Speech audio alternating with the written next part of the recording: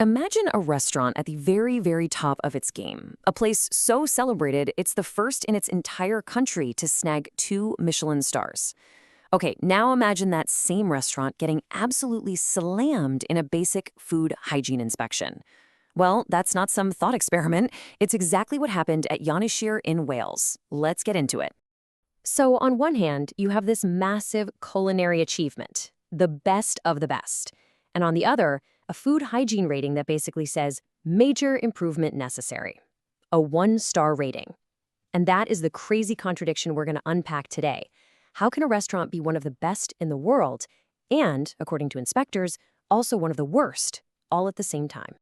And here it is. This is the actual sticker they were legally required to put on their door. In Wales, displaying this isn't optional. Seeing this on the entrance of a restaurant where dinner can set you back almost 500 quid, well, it's pretty jarring, isn't it? It's the physical proof of this huge gap between its fancy reputation and the reality of the regulations. So yeah, how on earth does this happen? Was this a case of some creative genius being misunderstood by rigid rule followers? Or were there some genuinely serious problems hiding behind that curtain of fine dining? To figure that out, we've got to look at what the inspectors actually found. And lucky for us, we can dig right into the details, because the full environmental health report was obtained through a Freedom of Information request.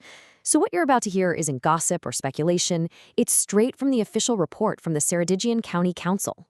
So this is the actual document, and the inspectors, they broke everything down into a few key areas. And it paints a pretty vivid picture of what they saw on the day of their visit. Let's walk through the 3 main types of failures they flagged. First up, just basic cleanliness and the physical state of the restaurant. And you're not going to believe some of this. The report is blunt. It mentions flies in one of the kitchens, and get this, sticky fly paper, full of dead flies, hanging right over a surface where food was being prepped.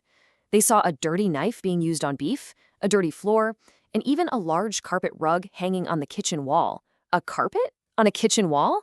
I mean, how do you even clean that? On top of all that, there were structural issues, like a broken ceiling and missing filters, a problem, by the way, that had been pointed out before. Okay, next up is how they were actually handling the food and the risk of contamination. This is where things start to get really serious. They found ready-to-eat beef stored right next to other raw meat. That's a classic, huge cross-contamination no-no. One of the prep areas didn't even have a sink for staff to wash their hands. And then there was the lobster. The report says they were serving raw lobster without properly identifying or controlling for significant microbiological hazards. The risk was seen as so high, the council issued a direct order: stop serving the raw lobster immediately. Now, before we get to the third and frankly the most critical failure, we need to quickly talk about this thing called HACCP. It stands for Hazard Analysis and Critical Control Point. Think of it like this: it's the restaurant's own safety playbook. It's a super detailed, written-down plan that's supposed to identify every single food safety risk and explain exactly how they're going to control it. It is the absolute backbone of managing food safety. And this, right here, is where the inspection revealed a total systemic breakdown. The report listed 11 separate failures in Ynyshir's own safety plans. For some of their really specialized stuff, like aging duck and pigeon, they had no safety plan at all. They weren't even following their own rules for things like dry aging meat. They were out foraging for wild ingredients, which is cool, but that entire process wasn't covered in their safety system. It just shows a massive gap between the complex food they were making and the procedures needed to do it safely. But it actually gets even worse. The inspectors found such huge problems with the restaurant's paperwork, their safety records, that they put this incredibly serious statement in the report. They're basically saying the records were so inaccurate that they could be considered falsified, which, as they point out, is an actual offense. And if you're wondering what they meant by that, well, this slide says it all. Check out this specific example they pulled from the cooling log for lamb ribs. It claims the temperature plunged from 72 degrees Celsius down to 7 degrees in literally 0 minutes. An entry like that isn't just a typo. It's physically impossible. It suggests the records were just being filled out without any basis in reality. And finally, as if all of that wasn't enough, the report accuses the restaurant of obstruction. This was down to 2 main things. First, they kept delaying access to the menu, which the inspectors called a vital document. And second, they initially told the officers their burgers were cooked all the way through, before later admitting that they weren't. So you can see why the inspectors felt like they were being actively misled. So you've heard all the problems. But how does all of that, the flies, the paperwork, the lobster, actually turn into that one single number, a 1 rating? To get that, we need to look at how the scoring system really works. It's not just some gut feeling, it's a structured process. Okay, so the final rating comes from scores in 3 different categories. And the key thing to remember is a lower score is better. For food hygiene and safety, they got a 10. For the structural issues in cleaning, a 15. But look at that last one, confidence in management. They scored a 20, which is pretty much as bad as it gets in that bracket. It was this total breakdown in management, in their procedures and paperwork, that just absolutely tanked their overall rating. And you have to remember, this whole thing is backed by the full force of the law. The Food Hygiene Rating Act in Wales from 2013 makes these inspections and the public display of the ratings a legal requirement. So this isn't some optional guide from a food critic. It's a statutory obligation with very real consequences. So naturally, this sets up a huge clash of perspectives. Is this a case of culinary art being stifled by rigid bureaucratic rules? Or is it a simple case of a business failing to meet the fundamental safety standards that everyone else has to follow?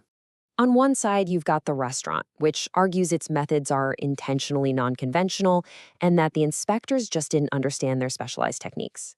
They tried to frame the problems as minor issues, mainly to do with paperwork. And on the other side, the council's response is, well, pretty blunt and to the point. They stand by the professional judgment of their inspectors, who were just applying the national food hygiene standards that apply to every single food business in the UK. So where do they go from here? Is a restaurant's reputation just toast after a rating like this? Well, not necessarily. The system actually has a really clear, structured way for a business to fix things and get a new score. First things first, they have to display that 1-star sticker. If they don't, it's a fine. Step 2, they obviously have to fix every single thing on that long list from the inspectors. Third, they get what's called a right to reply, which lets them post their side of the story online next to the official rating. And finally, once they believe they've fixed everything, they can apply and pay for another inspection to try and get a new score. And that reinspection? It's not free.